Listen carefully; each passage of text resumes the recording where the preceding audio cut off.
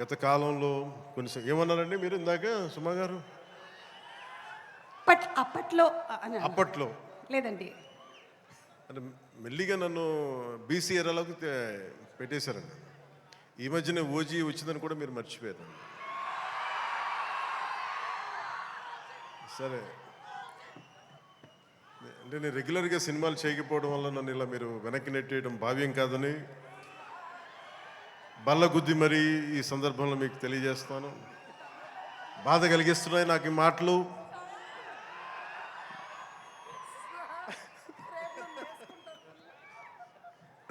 సరదాగా సినిమా నాకు చాలా ఇష్టమైంది. నాకు అన్నం పెట్టిన సినిమా, ఈరోజు ప్రజలకు సేవ చేసే గుర్తింపునిచ్చిన సినిమా. అందుకే నా నిర్మాతలు బాగుండాలని కోరుకుంటాను. సినిమా కోసం ఉత్సాహంతో వచ్చే నా అభిమానులు ఆనందం కలగాలని కోరుకుంటాను. ఎప్పుడు సినిమా ఎలా ఆడాలి, ఎంత బాగా ఆడాలి నాకు తెలియదు. ఎప్పుడు సినిమా రిలీజ్ అయినప్పుడు కలెక్షన్స్ ఎంత ఇప్పుడు అడగలేదు, నాకు తెలియదు ఆ సంగతి. అలాగే నాకు ఏ సినిమా బాగుండాలని కోరుకుంటాను. నేను ఎప్పుడు తెలుగు సినిమా, తమిళ సినిమా ఇలా చూడండి.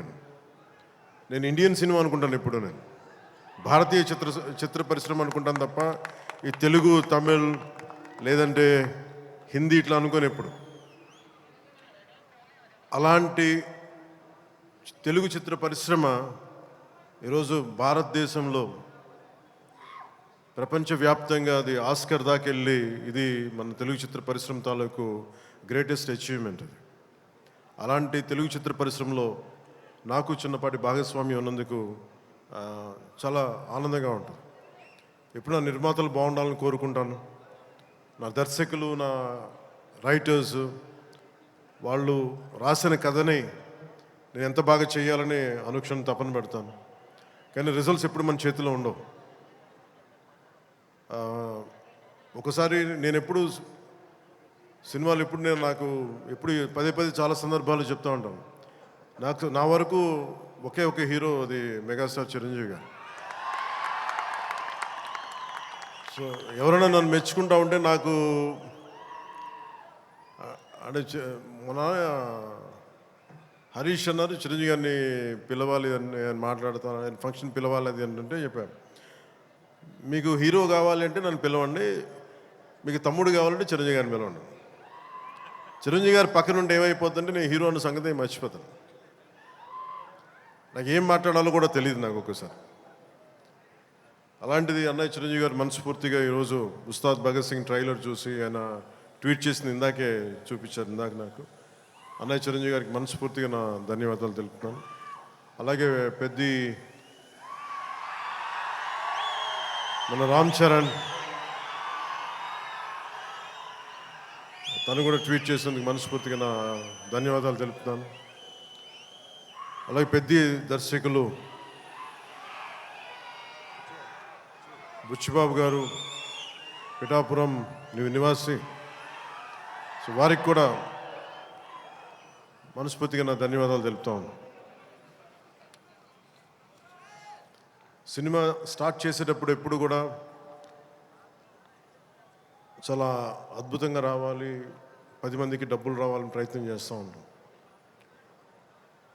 స్టార్ట్ చేసే ప్రాసెస్లో చాలా అడ్డంకులు ఎదుర్కొంటాం, చాలా ఇబ్బందులు ఎదుర్కొంటాం, చాలా కష్టాలు ఎదుర్కొంటాం. ఒకసారి సినిమా విజయం కొంచెం అడ్డు అందరికి ఇబ్బందిగా ఉంది, కొంచెం మీరు దయచేసి పక్కన కొంచెం పక్కన. సినిమా విజయం సాధించాలని అందరం పనిచేస్తాం. ఈ ప్రాసెస్లో చాలా ఒడిదుడుకులు ఎదుర్కొంటాం. ఒడిదుడుకుల్ని తట్టుకొని ఒక సినిమాని అనుకున్నట్టుగా తీసి విజయం సాధించడం చాలా చాలా చాలా కష్టమైంది. నిద్రలు ఉండవు. అందరం ఎవరి పట్టుకుడి కోసమే పనిచేస్తాం. ఇది ఎవరిని ఉద్ధరించడానికి సినిమాలు చేయం, కానీ మా పని, మాకు ఇష్టమైన పని, మాకు ఉపాధినిచ్చే, మాకు తిండి పెట్టేది ఇది. సో ఎవరం కూడా సినిమా పోవాలని ఏ హీరో కాదు, ఏ హీరో కూడా ఎవరు చేయరు. అందరూ బాగుండాలని చేస్తారు, కానీ అన్నిసార్లు పరిస్థితులు అనుకూలించు. నాకు ఈ సినిమా ప్రారంభించినప్పుడు హరీష్ శంకర్ని దర్శకులుగా మన నవీన్ గారు రవి గారు తీసుకొచ్చినప్పుడు గబ్బర్ సింగ్ తర్వాత మేము చేయలేకపోయాం. మేము కూర్చొని సినిమా లేట్ అయింది. ఇందాక తను చెప్పిన రీజన్స్ కూడా నేను ఒకసారి దర్శకుడు నమ్మానంటే ఇంక నేను నమ్మేస్తాను. సినిమా ఇంకా ఎలా వస్తుందో నాకు తెలియదు కానీ చాలా బ్లైండ్గా నమ్మేస్తాను. ఏం చేయమంటే చేస్తాను. సో తను అనుకున్న ఒక కథను తీసుకొచ్చారు. దాన్ని పూర్తి స్థాయిలో ముందుకు వెళ్ళలేకపోయాం. చిన్న కథ మారింది. మధ్యలో కోవిడ్ వచ్చింది. వీటన్నిటి మధ్య పాలిటిక్స్కి వెళ్ళాం. పాలిటిక్స్లో ఇప్పుడున్న పదవిని బాధ్యతలు తీసుకోవటం వల్ల వీటన్నిటి మధ్య ఎలా డేట్స్ ఇవ్వాలి అన్నీ కూర్చోబెట్టి నాకున్న మన ఈ విధులకి ఇబ్బంది కలగకుండా ఎలా చేయాలనేది రాత్రి పగలు కూర్చొని చాలా తక్కువ టైంలో చేశాను. ఈ సినిమా చూసిన తర్వాత నాకు ఒకటేమనిపించిందంటే 48 రోజులు చేసావా హరీష్? ఒక 40-45 రోజుల్లోనే సినిమా ఫినిష్ చేశాను. మేజర్ సినిమా అంతా. అది కూడా కరెక్ట్గా చెప్పాలంటే రోజుకి నేను పొద్దున ఒక 2-3 గంటలు, సాయంత్రం ఒక 3 గంటలు అలా పనిచేశాను. కొన్నిసార్లు 5-6 గంటలు. అంటే నిజంగా ప్లాన్ చేస్తే నాకు సినిమాలు చేయొచ్చు అనే భరోసా ఇచ్చింది ఉస్తాద్ భగత్ సింగ్. తన హరీష్ అంత బాగా ప్లాన్ చేశాడు. అంటే ఒక దర్శకుడు చాలా బాగా చెయ్యాలి అంటే ఒక మైత్రి మూవీ మేకర్ సక్సెస్, వాళ్ళు తీస్తున్న వరుస విజయాలు కావచ్చు, పుష్ప కావచ్చు, రేపొద్దున్న పెద్ది కావచ్చు, అంతకుముందు తీసిన దూకుడు కూడా మీదే కదా, జనతా గ్యారేజ్ కానీ, శ్రీమంతుడు కానీ, సినిమాలంటే ఒక నిర్మాణ సంస్థకి ఇన్ని విజయాలు ఎందుకు వస్తాయి? అది కాకతాళీయంగానో చాలా యాక్సిడెంట్గా జరగవు. They must be great thought behind it, great effort behind it. అందుకని వీళ్ళకి విజయాలు వస్తున్నాయి అంటే వాళ్ళు ఎంత కష్టపడతారని నాకు ఈ సినిమా చూశాక నాకు అర్థమైంది. మనస్ఫూర్తిగా అలాంటి మైత్రి నిర్మాణ సంస్థలో నాకు అవకాశం వచ్చింది. మనస్ఫూర్తిగా వారికి నా ధన్యవాదాలు తెలియజేసుకున్నాను. సార్ నేను పాలిటిక్స్లో మాట్లాడలేకపోతున్నాను, కొంచెం భరించాను.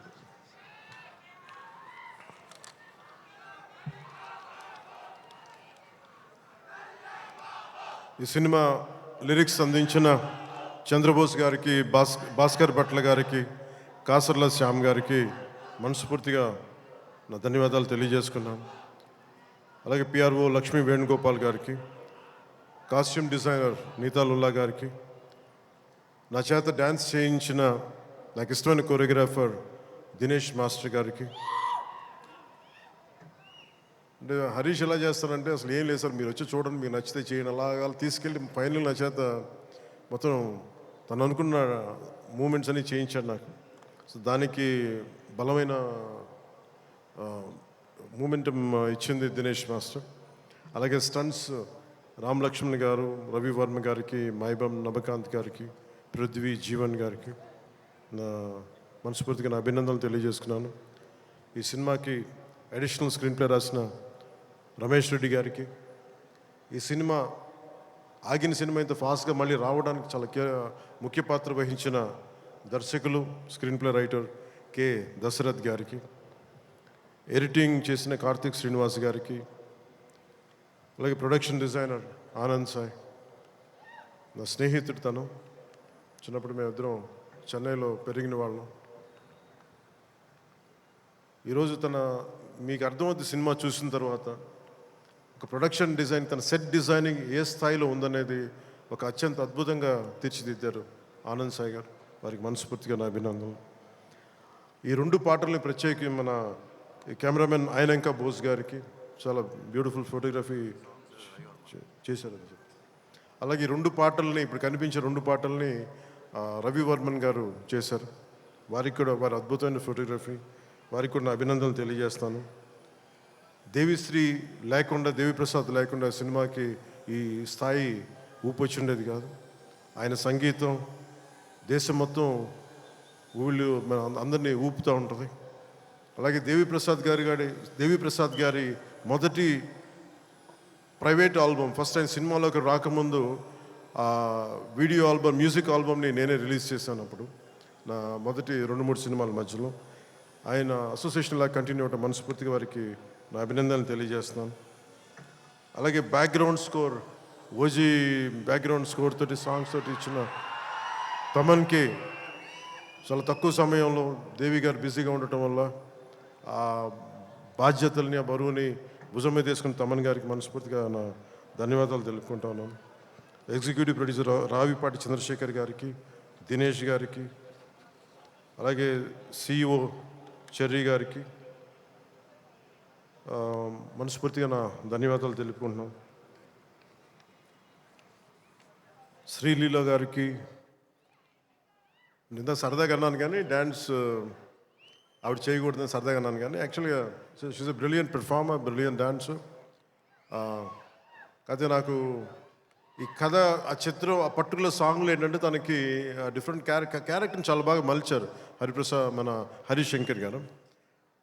అందుకని తనకి ఈ సినిమాలో డ్యాన్స్ తక్కువ ఉన్నా కానీ తన పెర్ఫార్మెన్స్ చాలా చాలా అద్భుతంగా చేశారు శ్రీలీల గారు. It's very brilliant performance. ఒక నోస్టాలజిక్ ఫీలింగ్ ఏదో వస్తుంది అనుకుంటాను. ఆ పర్టికులర్ సాంగ్ ఏదో ఒక పర్టికులర్ నేపథ్యంలో సంగీతాన్ని వాడారు మన హరీష్ శంకర్ గారు. దాంట్లో శ్రీలీల గారు చేసింది కానీ తన క్యారెక్టరైజేషన్ నాకు తెలిసి ఇప్పుడు దాకా శ్రీలీల గారు చేసిన క్యారెక్టర్స్లో చాలా గుర్తుండిపోయే పాత్ర ఉంటుందని నేను మనస్ఫూర్తిగా నాకైతే నేను మన డబ్బింగ్ చెప్తున్నప్పుడు నాకు అది అనిపించింది. She has done a great performance and great job. Raashi Khanna గారు కథ వినకుండా కేవలం నేను యాక్ట్ చేస్తున్నాను, నా పక్కన యాక్ట్ చేయాలి అని చెప్పి పెద్ద మనసుతోటి కథ కూడా వినకుండా స్ట్రైట్గా సెట్కి వచ్చి ఆ రోజు నాతో మా చెప్పారు, మీ కథ కూడా వినలేదు, మీతో యాక్ట్ చేయాలని దీంతో వచ్చేసానని చెప్తే రాశికన్న గారికి కూడా మనస్ఫూర్తిగా నా ధన్యవాదాలు, అభినందనలు తెలుపుకుంటున్నాను. She has done a fabulous job, brilliant job. అలాగే ఈ సినిమాకి ఇద్దరు ముఖ్య పాత్రధారులు, ఒకళ్ళు కేఎస్ రవికుమార్ గారు తమిళనాడు తమిళ ఫిల్మ్ ఇండస్ట్రీ నుంచి, అలాగే పార్థిబన్ గారు. అలా కేఎస్ రవికుమార్ గారికి మన రజనీకాంత్ గారితో కమల్ హాసన్ గారితో చాలా సినిమాలు చేసిన వ్యక్తి, దర్శకులు వాళ్ళిద్దరు. కేఎస్ రవికుమార్ గారు వారికి కూడా నా ధన్యవాదాలు తెలియజేస్తా ఉన్నాను.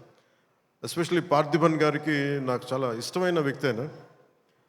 నేను చెన్నైలో ఉన్నప్పుడు ఆయన పుదియ పాద అని చెప్పి మొదటి సినిమా ఆయన డైరెక్ట్ చేసి ఆయనే హీరోగా యాక్ట్ చేశారు, సీత గారు హీరోయిన్. నేను వెళ్ళి మెడ్రాస్ ఐ థింక్ ఇక్కడ ఉదయం థియేటర్ అనుకుంటా, నేను నా ఫ్రెండ్ ఆనంద్ సాయి మేమిద్దరం వెళ్ళి ఆ సినిమా చూసాం. ఫస్ట్ సినిమా సంవత్సరం ఆడింది, అది ఒక సంవత్సరం అంత బ్రిలియంట్ ఫిల్మ్ చేశారు. తర్వాత తెలుగులో కూడా చేసినట్టు ఆ cinema. Such brilliant director, brilliant screen play writer, అసలు ఆయన మోటివేషనల్ స్పీకర్ కూడా ఆయన. అలాంటి పార్థిబన్ గారి సినిమాలో చాలా అంటాగనిస్ట్గా నటించడం మనస్ఫూర్తిగా వారికి బ్రిలియంట్ పెర్ఫార్మెన్స్ బై పార్థిబన్ గారు, వారికి నా ధన్యవాదాలు తెలియజేసుకుంటున్నాను. కొన్ని గౌతమి గారికి తల్లిపాత్ర చేసిన సత్యం రాజేష్ గారికి, ప్రవీణ్ గారికి, ప్రభాస్ సీను గారికి, కేజీఎఫ్ అవినాష్ గారికి, కిల్లి క్రాంతి గారికి, రావు రమేష్ గారికి, రమేష్ రెడ్డి గారికి, మాగంటి శ్రీనాథ్ గారికి, మీర్ సర్వ టెంపర్ వంశీ గారికి, అలాగే నా చిన్నప్పుడు పాత్ర చేసిన పుష్కర్ గారికి మనస్ఫూర్తిగా నా అభినందనలు, నా ధన్యవాదాలు తెలియజేసుకున్నాను. నవీన్ గారికి గబ్బర్ సింగ్ చూసినప్పుడు యుఎస్లో ఆయన మొదటి డిస్ట్రిబ్యూటర్గా ఉండేవారు. చాలా సందర్భాల్లో కలిసినప్పుడు నాతో మీతో ఒకసారి సినిమా చేయాలి, అలాంటి గబ్బర్ సింగ్ లాంటి విజయం ఉండే సినిమా మీకు చేయాలని కోరికని ఒక 7-8 ఇయర్స్గా, ఆల్మోస్ట్ 10 ఇయర్స్గా అడుగుతూ ఉన్నారు. అది ఈరోజు ఉస్తాద్ భగత్ సింగ్ ద్వారా తీరుతుందని మనస్ఫూర్తిగా నేను ఆకాంక్షిస్తున్నాను, ఆశిస్తున్నాను. అలాగే రవి గారికి కూడా నా బెస్ట్ విషెస్ తెలియజేస్తా ఉన్నా. ఈ సినిమా ఈరోజు ఇంత బాగా వచ్చిన సినిమా అంటే ఒకడే కారణం దీనికి. మీలో ఒకటి దర్శకుడైతే ఎలా ఉంటుందో అది హరీష్ శంకర్.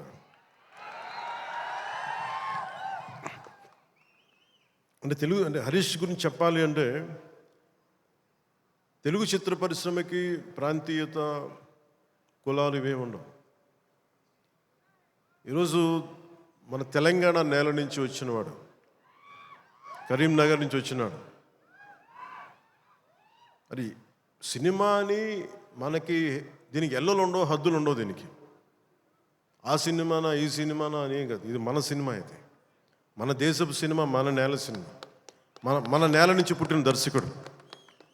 ఇలాంటి అద్భుతమైన దర్శకుడు నన్ను ఇలా చూడాలని చెప్పేసి ఊహించుకొని ఇలా కావాలని చెప్పి తపన పడి నాకు హార్స్ రైడింగ్ నాకు రాదు. నాకు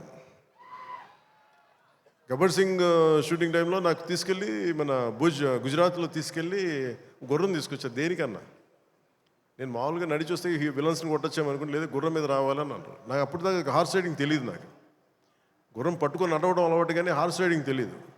కానీ మనోడు అడిగాడు కదా చేసేద్దామని చెప్పి గుర్రం మీద ఎక్కి దాని చెవిలో ఒకటే చెప్పాను, నన్ను జాగ్రత్తగా తీసుకెళ్ళి వదలు అని గుర్రంతో ఒక్కొక్క మాట చెప్పాను.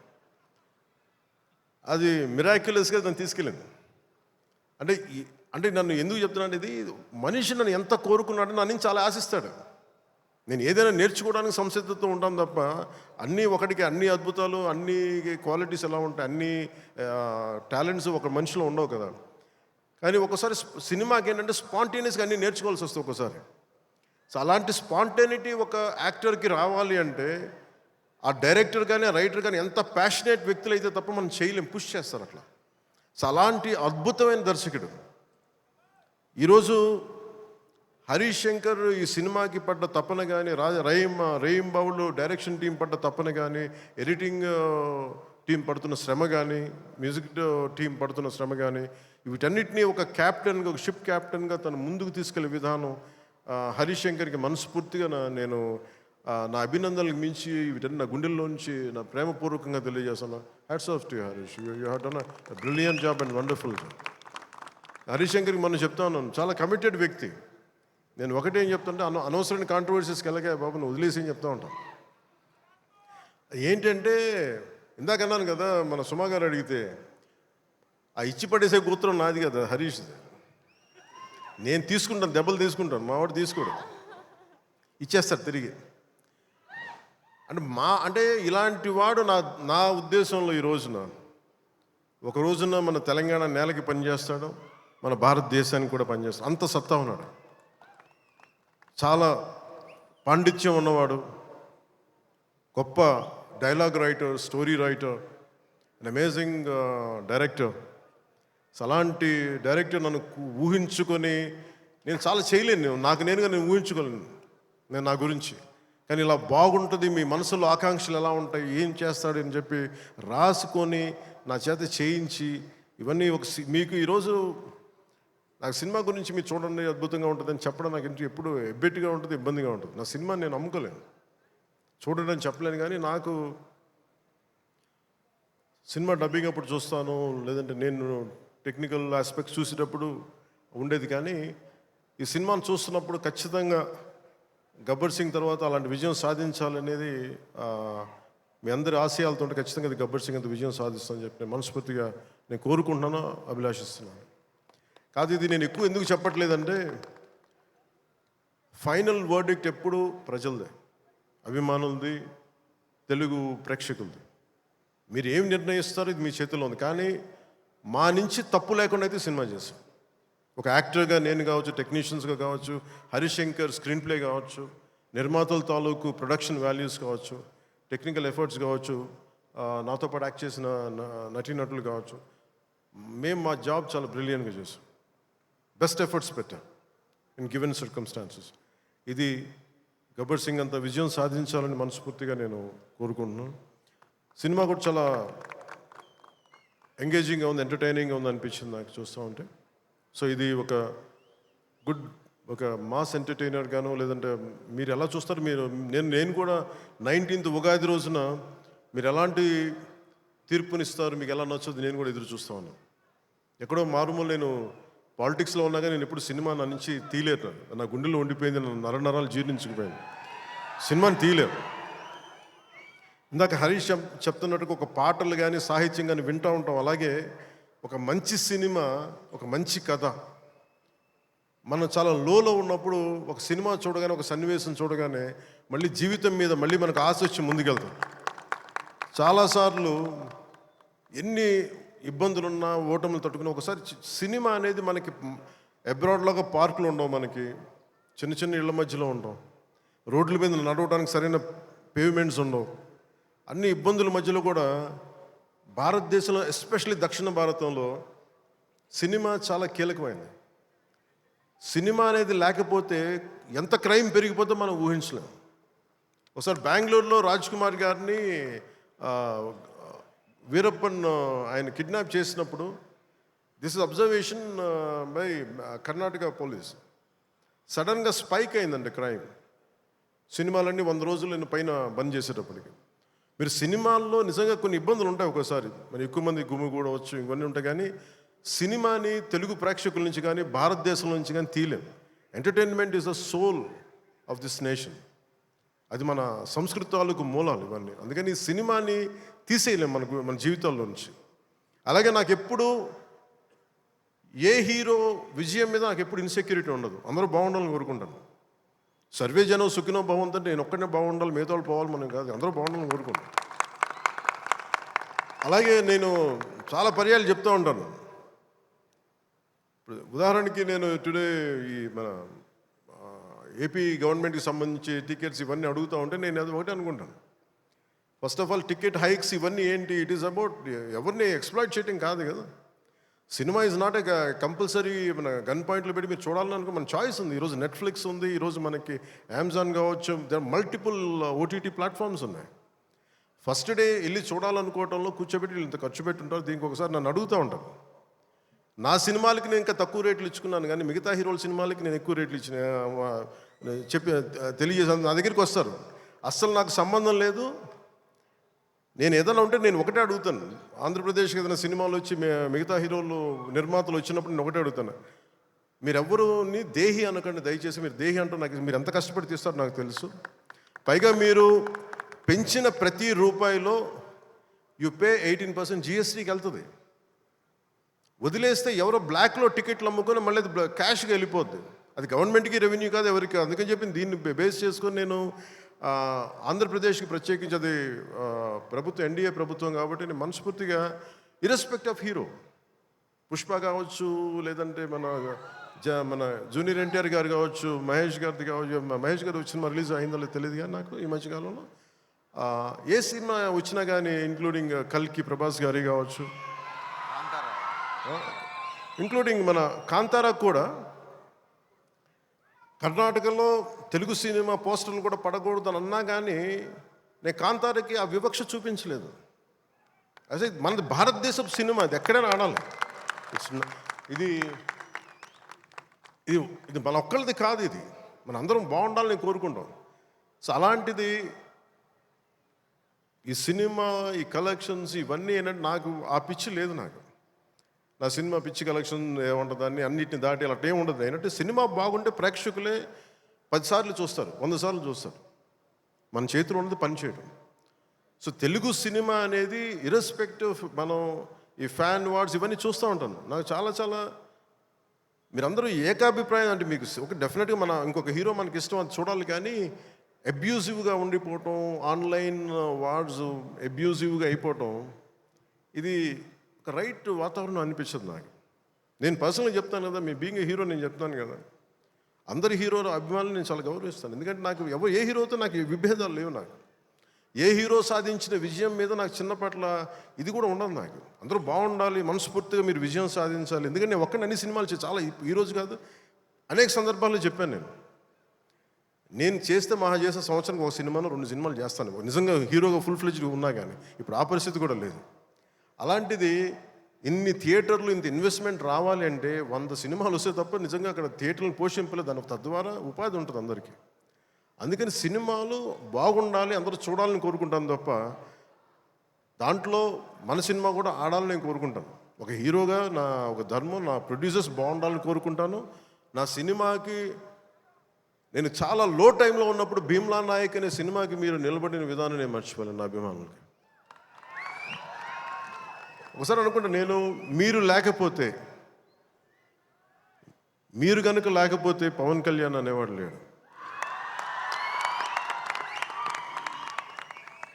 ఒకసారి నాకు సభకు వచ్చే వరకు నేను ఏం మాట్లాడాలో నాకే పెద్ద అవగాహన ఏమి ఉండదు. కానీ మిమ్మల్ని చూశాక ఒకటే చెప్పాలనిపిస్తుంది, మీ నుంచి నాకు 2 గుండెల దూరం అంతే. నా గుండె నుంచి మీకు ఎంత దూరం అంతే, అంతకుమించి మనందరి మధ్య 2 గుండెల దూరం అంతే. I love you.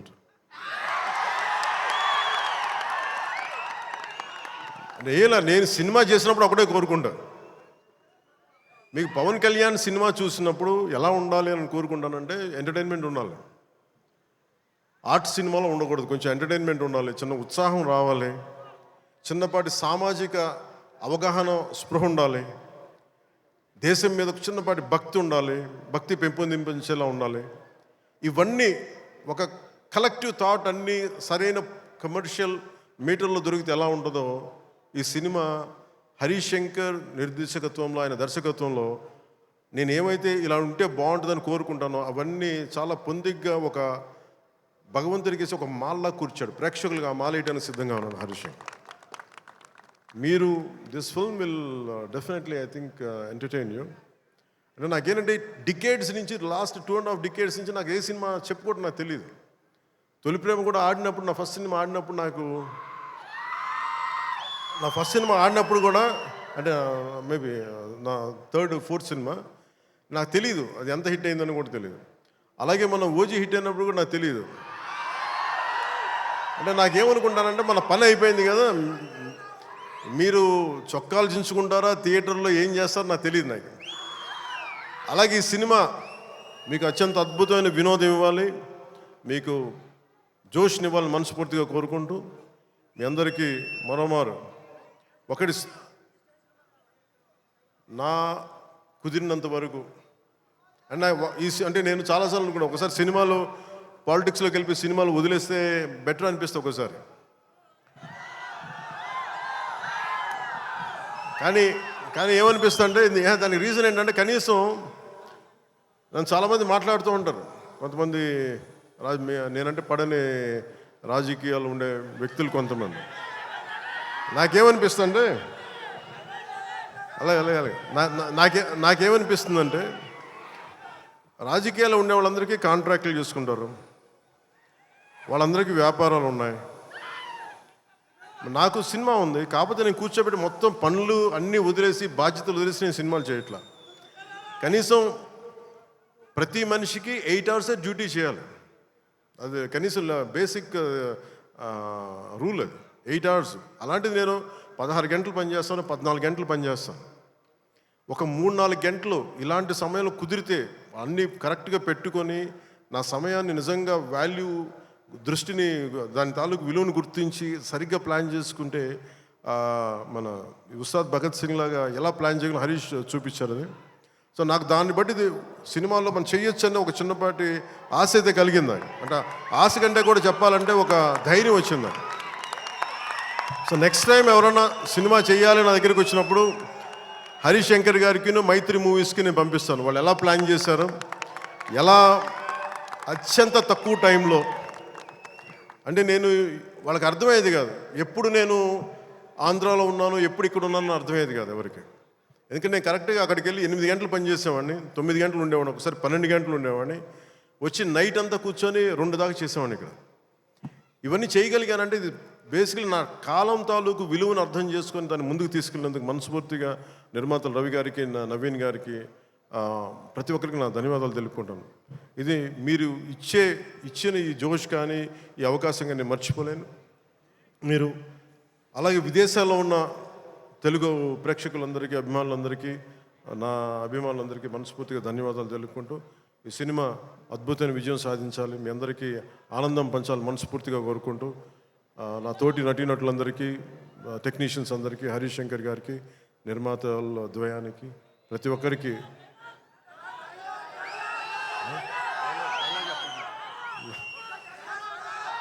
నా ధన్యవాదాలు తెలుపుకుంటున్నాను.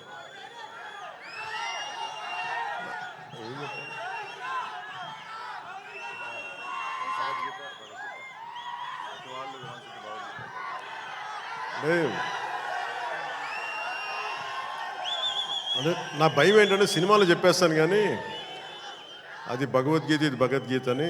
నా భయం ఏంటని చెప్తాను. నేను చాలా దైవభక్తుడిని, నాకు భయం ఇవన్నీ సినిమాల వరకు మనోడు నెట్టేసి చెప్పించేశాడు, కానీ ఇవన్నీ సినిమాల్లో అంటే ఇలా చెప్పడానికి